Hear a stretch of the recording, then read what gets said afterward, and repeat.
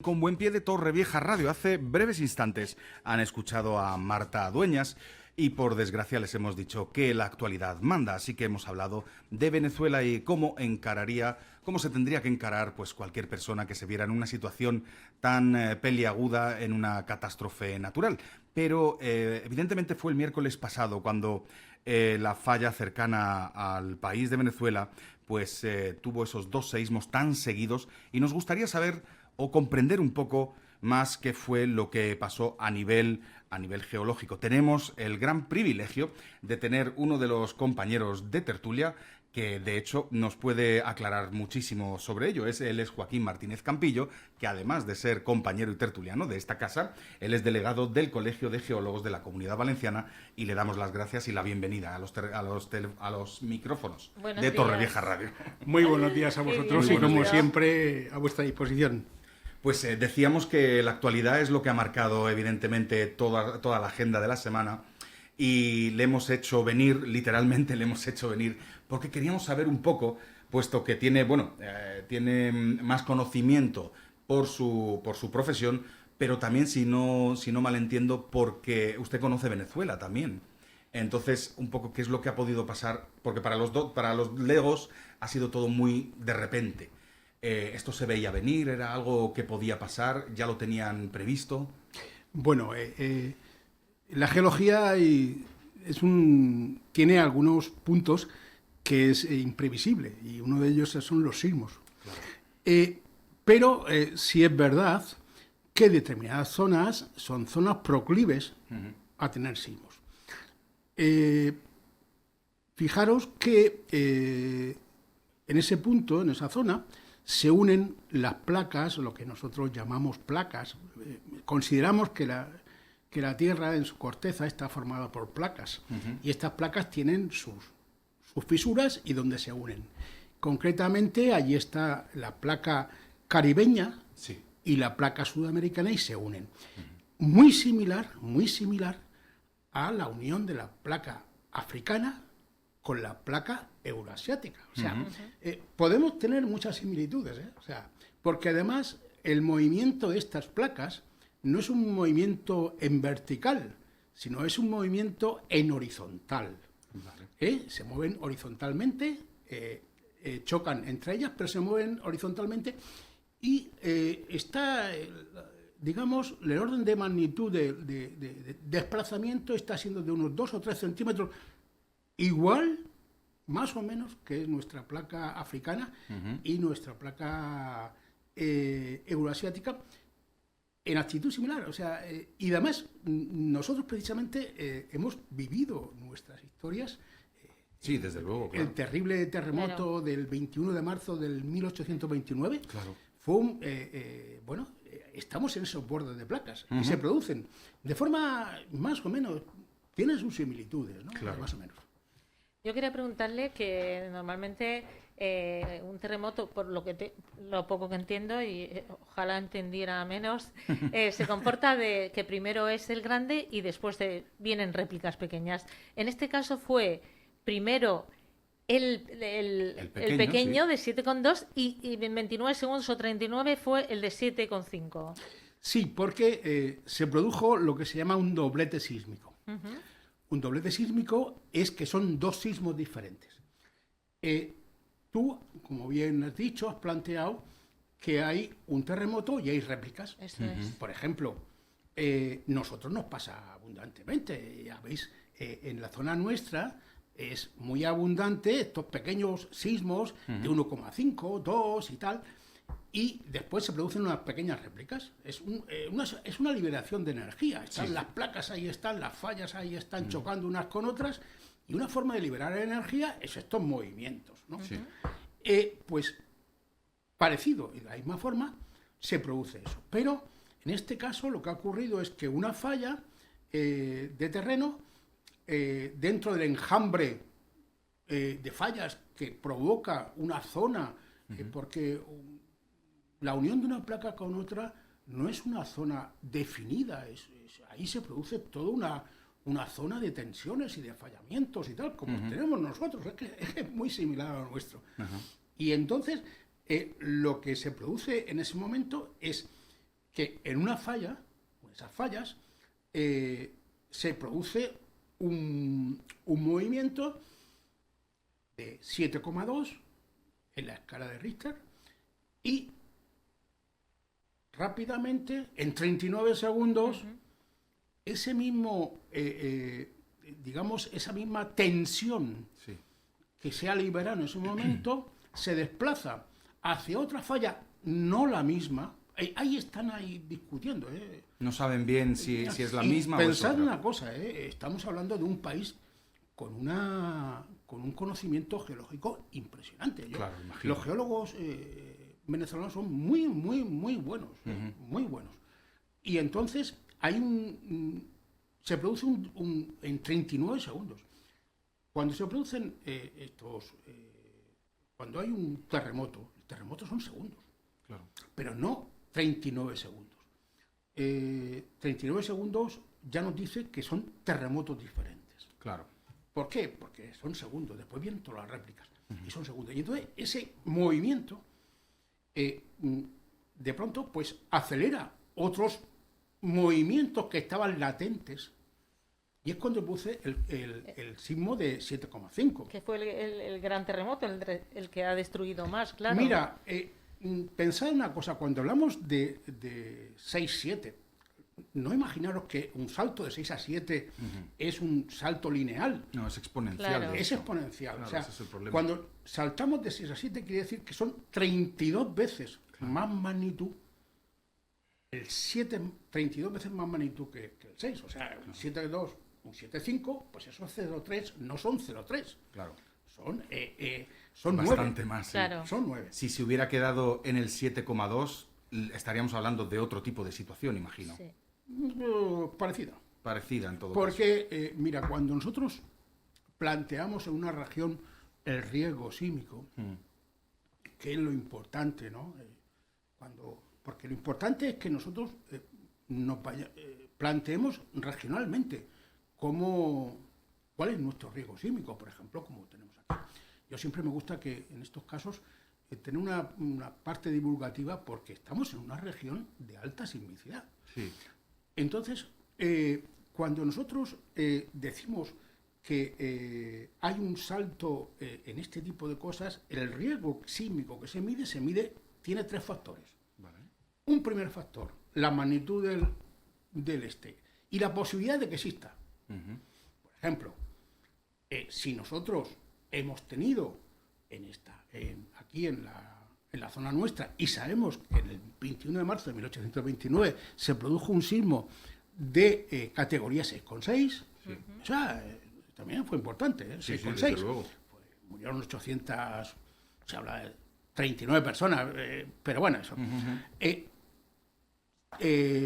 Tenemos que es posible que al menos se produzca ese tipo de sismo, porque ha existido ese sismo. Si ha existido ese sismo es porque se puede producir. Luego tenemos el primer factor, la magnitud. ¿Puede existir? Sí, número 1. Número 2, la vulnerabilidad. Ajá. No es lo mismo cuando se produce un sismo en Haití, Claro. que cuando se produce un sismo en Torrevieja. Por desgracia, ¿no? Por desgracia, ¿no? Claro. Esa es la parte vulnerable. Y después hay otro factor que es a cuánto afecta ese sismo. Por ejemplo, pongámonos el caso nuestro. Siempre, perdóname que me refiera siempre al caso nuestro, No, claro, porque es el Claro, que es conocemos. porque es el que- nuestro caso. Por supuesto, es Además. nuestra historia. Por ejemplo, en el 1829 la población de la Vega Baja era una población determinada y había una diferencia. Ujú. Ahora la población ha aumentado. Lógicamente. Los daños posibles han aumentado. Luego el riesgo sísmico nuestro, en la posibilidad de que se produzca un sismo 6,6, es mucho más alto porque la capacidad de producir daños es más alta. Luego el riesgo sísmico, ya veis, ¿qué es eso? Magnitud, en sí, lo vulnerable que Lo es la vulnerable zona. que es la Claro. zona. Ahora nuestra zona sería menos vulnerable, pero la capacidad de producir daños es mayor. Claro. Y allí en las ciudades de Venezuela, que por cierto, hay una corrección que deberíamos de hacer, porque todas las noticias que estamos dando es que uno de las ciudades afectadas es, disculparme que no recuerdo, Guaira.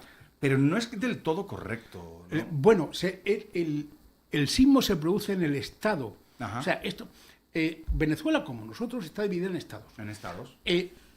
Se produce en el estado de Yaracuy. Vale. Yaracuy es un estado que está al noroeste, más o menos, noroeste, del estado de La Guaira. Sí. Otra cosa es la ciudad de La Guaira. ¿Vale? Vale. Tenemos Yaracuy como estado, tenemos que es donde se produce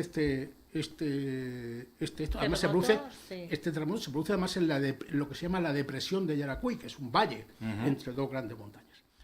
Y después tenemos el estado de La Guaira. ¿Por qué se produce más en el estado de La Guaira? Porque está más poblado. Claro. Hay más población. Claro. ¿Y por qué se produce más en Caracas, en el Gran Caracas? Y sin embargo, en el estado inferior, que es el de Carabobo, que es donde está la ciudad de Valencia, Sí. se produce menos. Porque hay mucha población cercana. En La Guaira es una población donde hay bastante turismo y donde, y está el gran puerto de La Guaira, claro. y está el aeropuerto sí. de Maiquetía. Tiene mucha afluencia, claro. Tiene mucha afluencia. Y el Gran Caracas, ¿por qué? Porque el Gran Caracas está en una zona que nosotros, lo que los geólogos llamamos rocas metamórficas. Ajá. Son estas rocas, por ejemplo, un poco rocas metamorfizadas, sería la Sierra de Orihuela. La Sierra de Orihuela, la Sierra Callosa, son materiales metamórficos, o sea, que se han formado por una gran presión y temperatura, o una abundante presión y temperatura. Esas son unas rocas ya deterioradas. Y el clima y la meteorización que se produce en la zona de que estamos hablando de zonas tropicales, inmediatamente son aguas muy ácidas, lluvias muy ácidas, muy abundantes, y entonces producen esa roca ya de por sí deteriorada, pues estos factores meteóricos lo deterioran más todavía y lo convierten en un suelo rápidamente en suelos lo que los geólogos llamamos suelos lateríticos. Es un suelo riquísimo en todo tipo de minerales. Venezuela, yo soy un enamorado de Venezuela. Tengo allí una parte de mi familia y la tengo allí. Y conozco bien Venezuela, pero es que es un país que cuando vas te quedas totalmente enamorado de ellos, porque la riqueza de todo tipo y de ellos mismos, las personas, es impresionante. Claro. Entonces, estos suelos lateríticos tienen una capacidad de absorber esas ondas sísmicas y producen unos grandes daños. Claro. Por eso, en el Gran Caracas se han producido estos daños, por este tipo de suelos que han reflejado rápidamente, aunque está más separado que Valencia, que la ciudad de Valencia en el estado de Carabobo está más separado, pero, sin embargo, Valencia, hay un gran lago, que está en el estado de Carabobo, que separa lo que es el estado de Yaracuy de lo que es Valencia. Y entonces ese lago absorbe mucho de esas ondas sísmicas. Claro. Yo quería preguntarle, Joaquín, de estos tres factores que ha determinado, que ocurren en cualquier terremoto, en cualquier movimiento sísmico, ¿cuál cree que es el que más ha afectado al terremoto de Venezuela? Para mí los dos. Los dos más importantes. Uno, la intensidad, inmediatamente la magnitud es alta, muy alta. Pero también la conformación de este país, que hace que haya unas grandes concentraciones en unas zonas muy determinadas y con grandes bolsas de pobreza. Claro, la vulnerabilidad es muy alta, es lo que decía, que es uno de los factores. Claro, es que y aquí es muy alto. Cuando vais a Caracas os llama la atención rápidamente toda la zona de ranchitos que tienes alrededor de esto. Fíjate, pero sin embargo, curiosamente los ranchitos lo sufren menos porque lo absorben más, lo que pasa es que la gente muere más. Claro, Joaquín, porque hablábamos que ese mismo día, a pocas horas, en Japón se produjo un terremoto de la misma o parecida magnitud y no ha habido daños. Por supuesto. Mira, yo cuando hablo de esto siempre tengo dos países de referencia, que son Haití y Japón. Siempre pongo estos dos países como referencia. Haití. Haití, el último sismo fue de 6,2. Muertos Incontables. incontables. Destrucción total. ¿Por qué? Porque es muy vulnerable. Porque la población está toda comprimida en pequeñas zonas. Y ahí tenemos Japón, que con sismos de 7 y pico, Más altos Pues, incluso. sí. absorbe. ¿Por qué? Porque tienen una gran concienciación Sí. y ellos son resilientes con los terremotos. Esto, mirad, yo siempre lo digo, esta comarca nuestra debe mirar a Japón en este aspecto. En este aspecto. ¿Por qué? Porque debemos, desde pequeños, en los colegios, tendría que haber una asignatura Esa educación sísmica, digamos. de esa educación sísmica. Sí, claro que sí. Porque cuando has vivido el terremoto de Lorca, como yo lo viví en su momento, ves que la gran parte de las muertes que se produjeron y los heridos que se produjeron fue por falta de información. de información y conocimiento sísmico. ¿Por qué? Porque se murieron, se mataron saliendo, A la calle. intentando salir a la calle. Ahí es que nosotros necesitamos, aparte de estas buenas labores que se hacen de los Simulacros. de Sí, simulacros y toda esta historia que me En parece colegios y en todo, como en sabe todo me usted, parece con estupendamente bien, bomberos, pero hospitales, todo. esto más es una concienciación del principio. De educación. No nos podemos permitir, donde vivimos, no tener esa educación Exactamente, ya te digo, es muy necesario que desde pequeños, como hacen los japoneses, Sí. lo tengan en cuenta. Y después, hay un tema muy importante, En la construcción. sísmica. Ahí está. el gran respeto que existe en Japón a las normas sísmicas. Ese gran respeto a las normas sísmicas hace que no se produzcan los daños que se producen en otros sitios, En otros. Claro. como en Haití. Y te digo una cosa, os lo digo para que a veces nos llamamos la atención. Es verdad que Venezuela tiene pero tiene lo que es una legislación sísmica buenísima. Y si no se han, fíjate que Naciones Unidas presumía que en este tipo de sismo que se ha producido ahora estarían los 50.000 muertos. ¿Y por qué no se producen los 50.000 muertos? Que es la pregunta. ¿Por qué no se van a producir esos 50.000? Van a producirse muchos, pero no 50.000. No llegando a ese número. No terrible. llegando a esas bestialidades. Claro. Porque tienen unas normas sísmicas muy, muy buenas. Claro. Esto es lo que hay que hacer aquí. Aquí tenemos que respetar las normas. Dios me libre que yo diga No, que no, aquí sí, claro. quién hace o no hace. Pero te digo una cosa, yo sé que no se hace. Yo lo que sí le tengo que preguntar, sin ánimo de sonar alarmista, ni muchísimo menos, lo primero que nos ha comparado es aquella falla con la nuestra. Con lo cual, yo le voy a preguntar si hay algún... Porque nunca se puede saber, me imagino, al 100%. Entiendo que uno de los factores de su trabajo es ese. Pero, ¿qué posibilidades tenemos de sufrir nosotros, según cómo está? Porque me imagino que se puede ver la fricción, el calentamiento... ¿Qué posibilidades hay de que esto se pueda repetir y replicar en nuestra zona? Mirad, nosotros concretamente, y vamos a hablar de Torrevieja. Bien. Ya que estamos... Claro, ya que estamos claro. en Torrevieja Radio. Ya que por estamos supuesto. en Torrevieja Radio, hablemos de Torrevieja. Muy coherente. Mirad, nosotros tenemos una gran falla que recorre toda la parte sur del Bajo Segura, Vale. de la Vega Baja, que va por Benejúzar, va por Uchillo. Los 27 al sur somos. Sí. Nos recorre a todos. Exactamente. Eso es una gran falla que se llama el Bajo Segura y que tiene un gran poder de activación. Es una falla activa, es una falla que está en movimiento. Ajá. Pero, además, y su recorrido es desde sureste a noroeste. Perpendicular a ella existen dos fallas más pequeñas, pero muy activas, que son la falla de San Miguel de Salinas y la falla de Torrevieja. No nos libramos. Claro. ¿Qué pasa?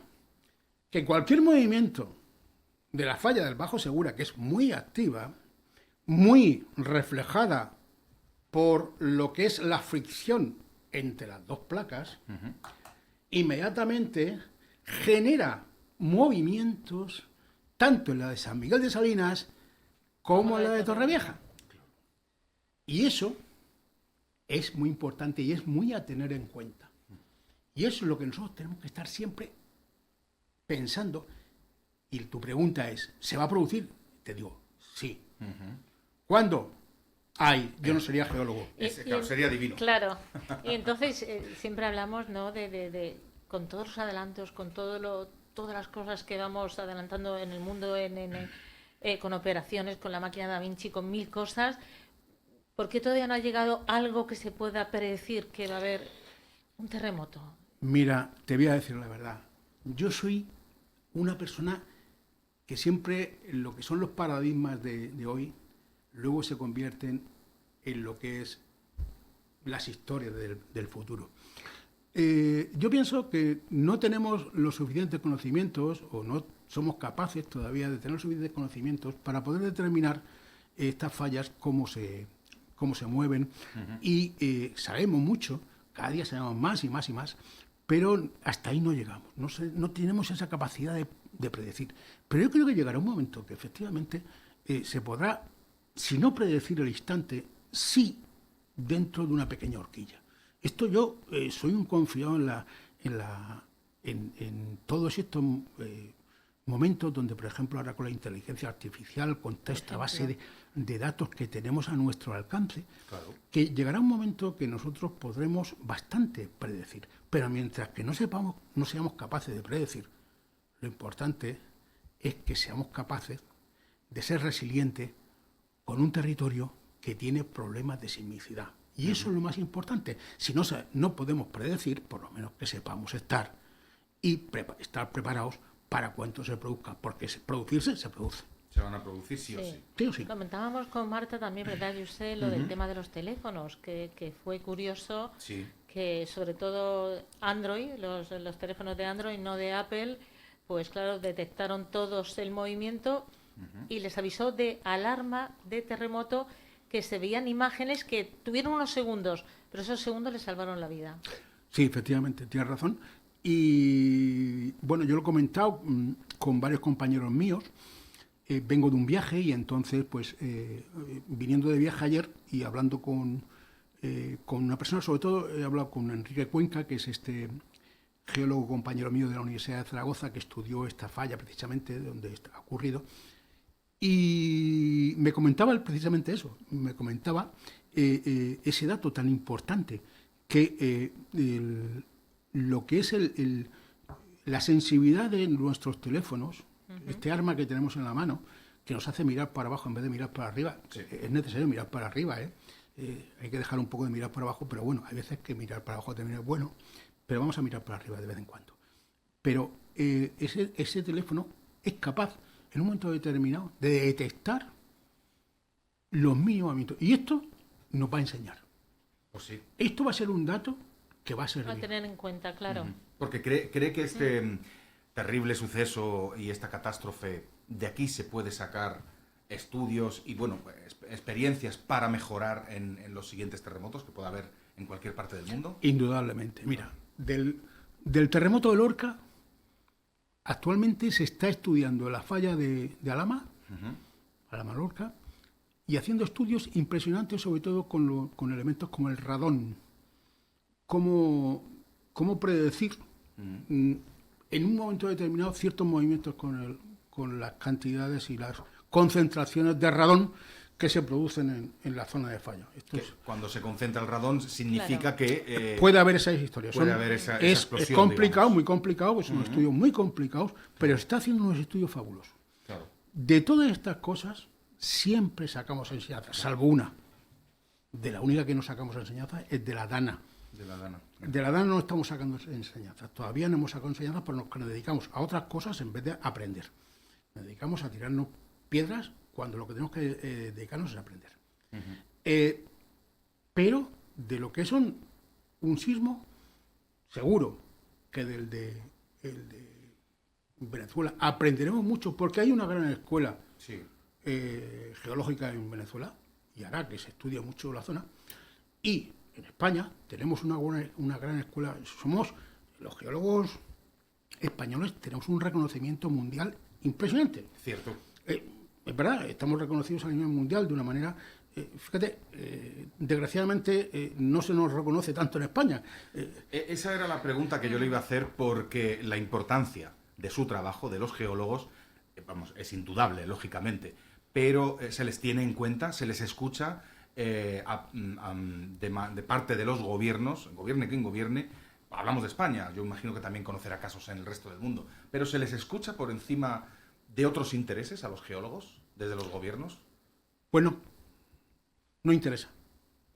Nosotros somos un poco una mosca cojonera, y perdóname la expresión. No, sí, se entiende perfectamente. Somos una mosca cojonera, y eso no es lo mejor que podemos hacer. Mira, yo esta mañana a las 9 de la mañana he tenido una reunión.